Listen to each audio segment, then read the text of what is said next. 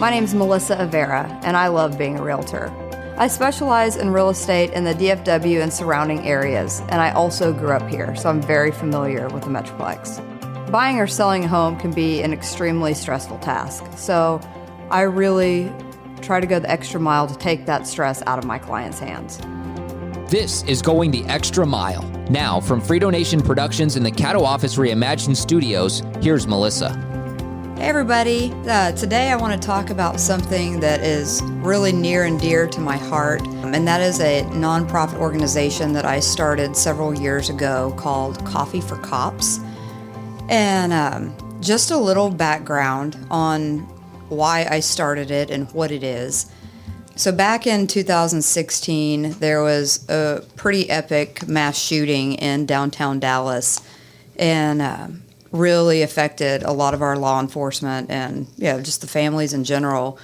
And at that point, I realized always that police have a pretty rough job and they don't always get the support that they need. And I really just wanted to do something for them to let them know that people do care and that we do appreciate what they do every day.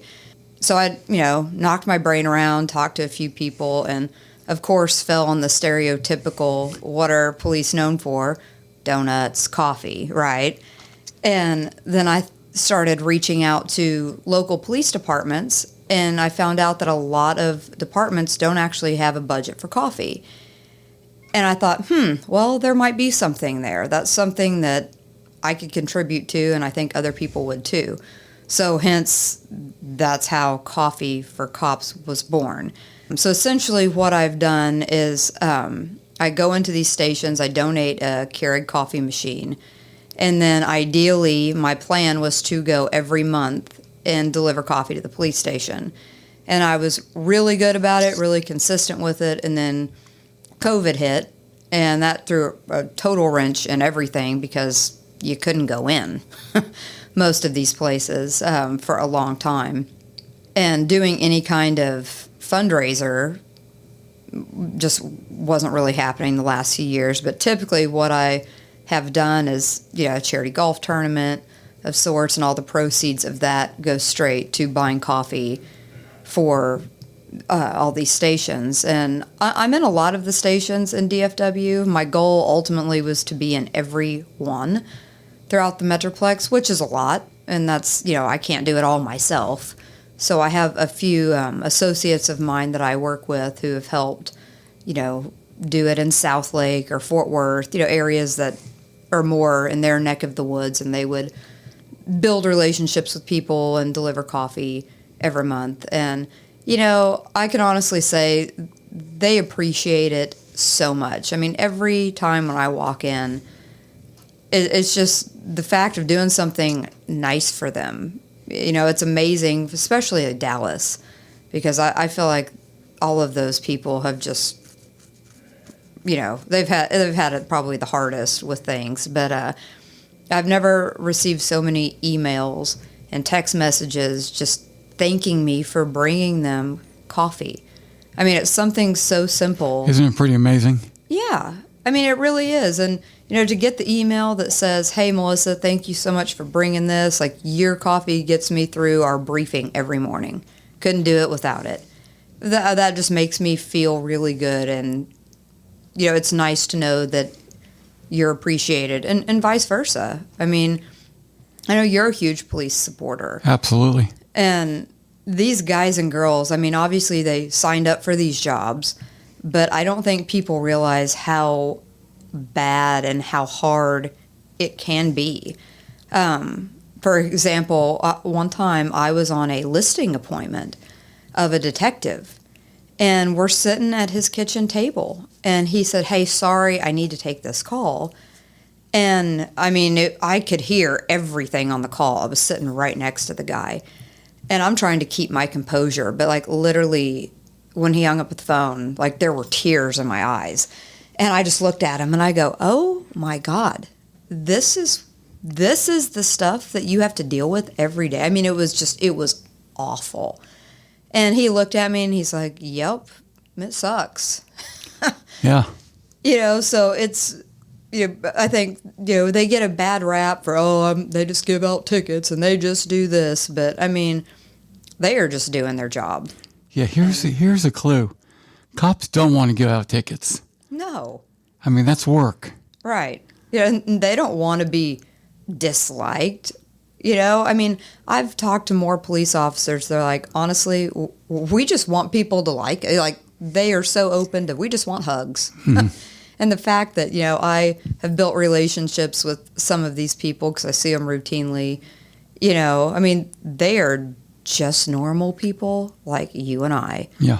And they're just trying to do the best they can. And, I mean, I think everybody as a society needs to realize that and support them a little bit more, because it's not an easy job. It doesn't matter if they're sitting behind a desk dealing with all these idiots that walk in with ridiculous stories. And I feel like now, since COVID happened, people are way more, just in general, like, there's more road rage. There's more just, people are so short-tempered. Yes. I mean, just driving over here this morning, I'm at a light, and there's a guy in the left turn lane, and he's not going, and everybody's just, laying on the horn. I see the finger going up, this and that, and I'm thinking, I mean, it's not like he sat there for 30 seconds. It was like maybe 5-10 seconds after the light. And even if you have to sit there for 30 seconds,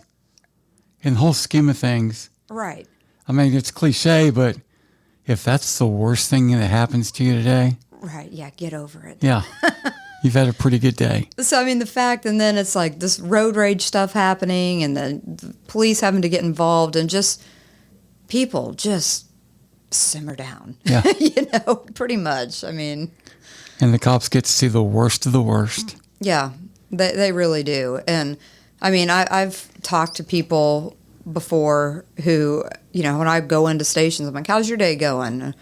Well, it could be better. I was just finished working a homicide, or I just found a kid unconscious, and whatever. I mean, it's like, wow, that's not in our daily no job. It's like, at least most people, when you leave work, you're likely doing your best to leave work there. Mm-hmm. When you see some of the disturbing things that these guys see, it's hard to not take that home and not let it emotionally affect you.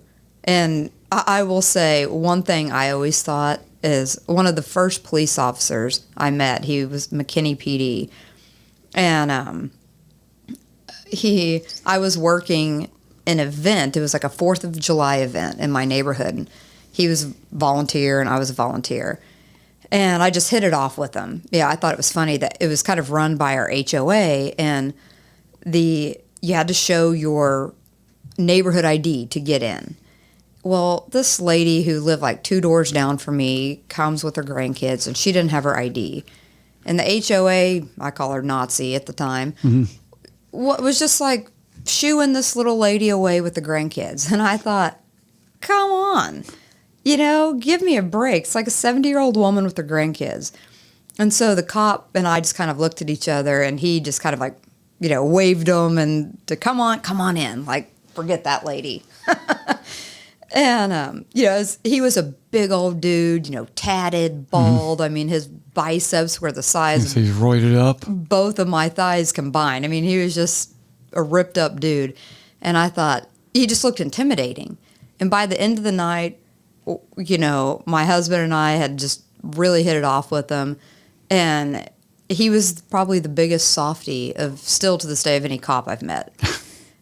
And I called him out on it. And I said, I would have never thought, by looking at you. He goes, why, I have to look this way. I'm a motorcycle cop, or I'm this, or I'm that. But he's like, really? I'm just a weak, big teddy bear, So, yeah, I mean, you might perceive something, but you just have to realize they're human just like me and you. And they're just trying to make our community safer and better. And if a little bit of caffeine and coffee can give us the perk we need, think about them going through some of these cases. And they definitely don't get the appreciation they deserve. No, not at all. Yeah, there needs to be way more of it. And, I'm constantly trying to figure out ways I can do more and give more. That's always a goal. But, it takes a village Yeah. to be able to do things at a high level like that. So Let's go the extra mile. that's right. And, I mentioned earlier, it's fundraising. I've always done the golf tournament, and that was great. And I haven't done it the last few years. But there's so many ways that people can give without even contributing money. And the biggest thing I want to get out, and I will post something about this on social media today, is I don't know anybody who doesn't have an Amazon account or businesses that buy thousands of dollars of stuff through there.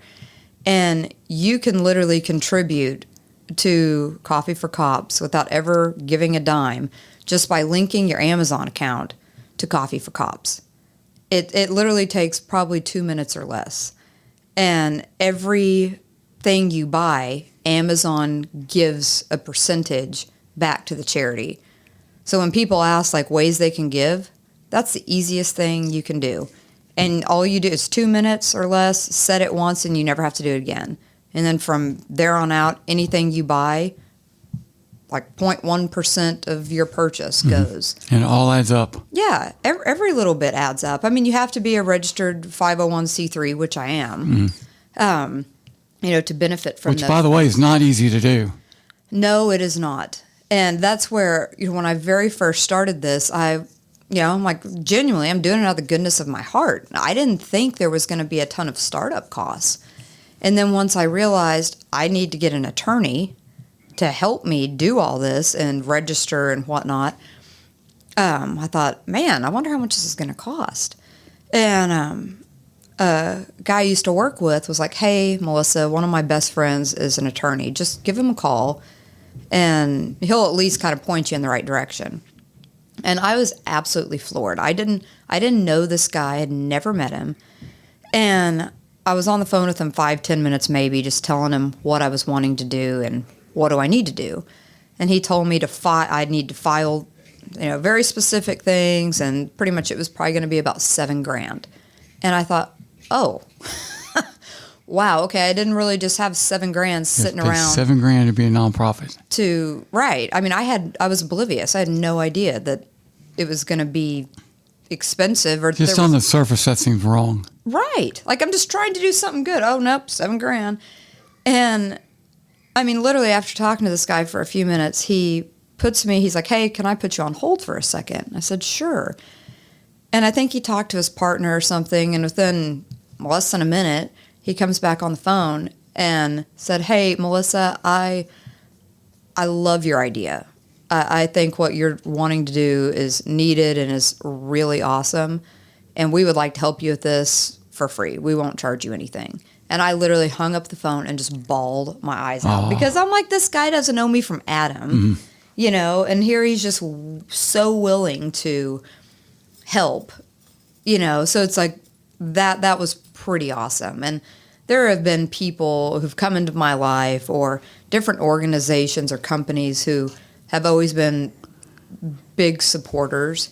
And man, I appreciate that, because I know people don't have to do it, but they want to. And it's a lot of like police families, a lot of, moms of cops, or, parents of police, whatever. And, people who live that life or are married to a police officer, it's not easy. And they know that. And so, anything we can do to just try to help. I know it seems like coffee, what is that going to do? But think about what it does for all of you coffee drinkers out there. I mean, if you didn't have it, how would you function? That's a good point. So, but, yeah, I mean, in any way, people can give by, obviously monetary donations. They can go to coffeeforcops.com and donate. I literally can drive around town for people who call me and say, hey, I have coffee. I bought some coffee for you for, your nonprofit. When can I deliver it? Or I'll just go get it. But obviously I have to say unopened coffee. Yes. That cannot be open. Preferably it's K-Cup since I deliver the Keurig machines. But I mean, they are not coffee snobs. So I've had people donate 15-pound bags of raw beans. I mean, so anything people can give is really appreciated. That's great. Yeah. Great cause, great idea, and I'm sure it's much appreciated. Oh, thanks. I enjoy doing it. All right, that's Coffee for Cops. That's Melissa Avera going the extra mile once again. If you have questions about buying, selling, renting, or investing, don't go at it alone.